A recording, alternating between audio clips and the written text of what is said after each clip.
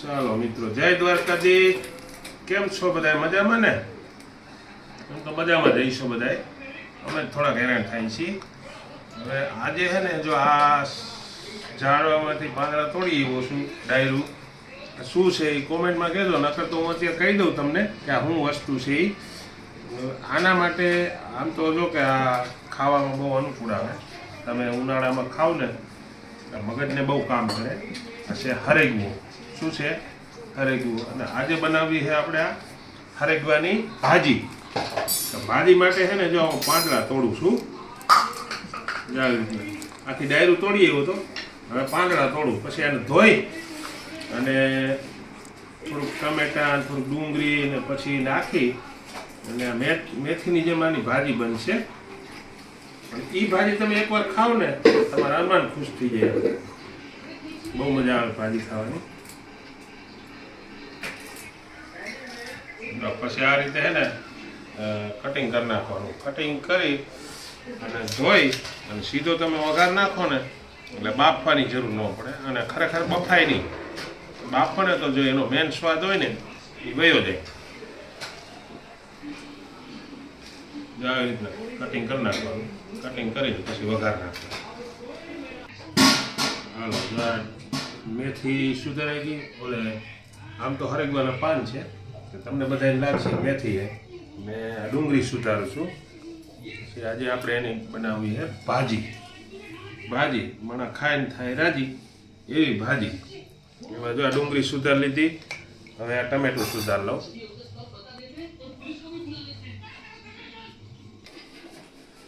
ચાલો, જો આ ડુંગળી સુધારી ગઈ, ટમેટા સુધારી ગયા અને લસણ જો એટલું સુધાર લીધું છે.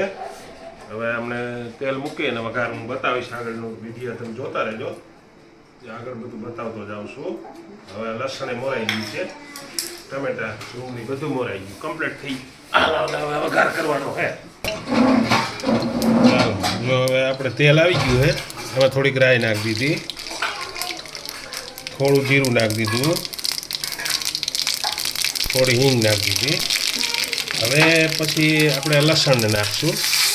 જો આ લસણ નાખી દીધું બરાબર. અને પછી ડુંગળી નાખી દેવાની. જો આ ડુંગળી નાખી અને થોડી વાર છે ને બ્રાઉન કલર થાય ને ત્યાં સુધી હલાવશું. જો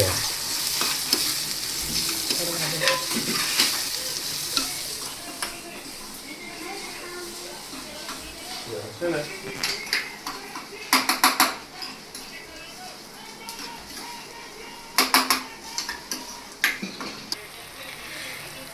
જો હવે આપણે ડુંગળી છે ને એકદમ થોડીક બ્રાઉન કલર જેવી થઈ ગઈ છે. હવે એમાં થોડાક ટમેટા એડ કરી દઈએ. જો આ ટમેટા એડ કર્યા. હવે એને આપણે ધીમી તાપે છે ને સળવા દેવાનું. થોડુંક સળી જાય ને પછી મસાલા એડ કરશું. મસાલા બધા સાદા સમજ્યા. જો હવે આપણે આ છે ને બધું ગ્રેવી જેવું થઈ ગયું છે. તો એમાં થોડું સ્વાદ અનુસાર આ કહેવાય ને, શું કહેવાય, હું તો એનું નામ નથી લેતો, એટલે તમે કોમેન્ટમાં લખીને કહેજો કે હું નાખ્યું એમ.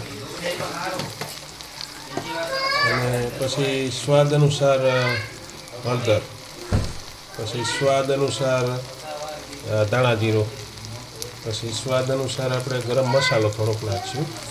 અને તીખાશ માટે છે ને કાશ્મીરી મિરચી ખાલી થોડીક જ નાખવી છે, જાજી નથી નાખવી. હવે એને આપણે હલાવી લેશું.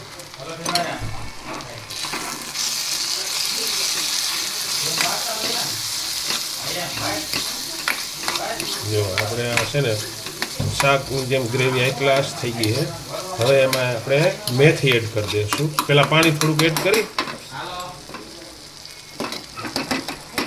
અને આમ છે ને તમે જોશો ને એટલે તમને લાગશે આ મેથી છે, પણ મેથી નથી. હકીકતમાં સરગવાના પાન છે, એની ભાજી બને છે.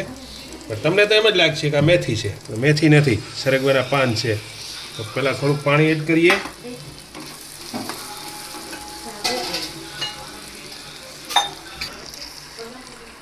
જો હવે આમાં આપણે છે ને પાણી એડ કરી દીધું છે.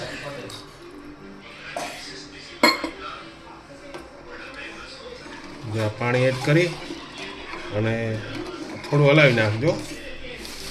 એટલે જેમ બને એમ છે ને પાણી થોડુંક વધારે રાખજો, મેથી પી જશે જો.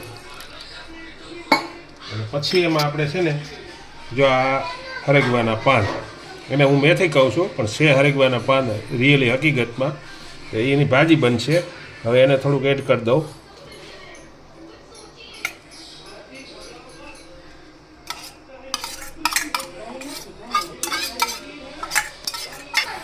જો હવે આ કમ્પ્લીટ હલાવી અને કમ્પ્લીટ કરી અને હવે આને આપણે ઢાંકી દેશું, ઘડીક વાર પાકવા દેશું.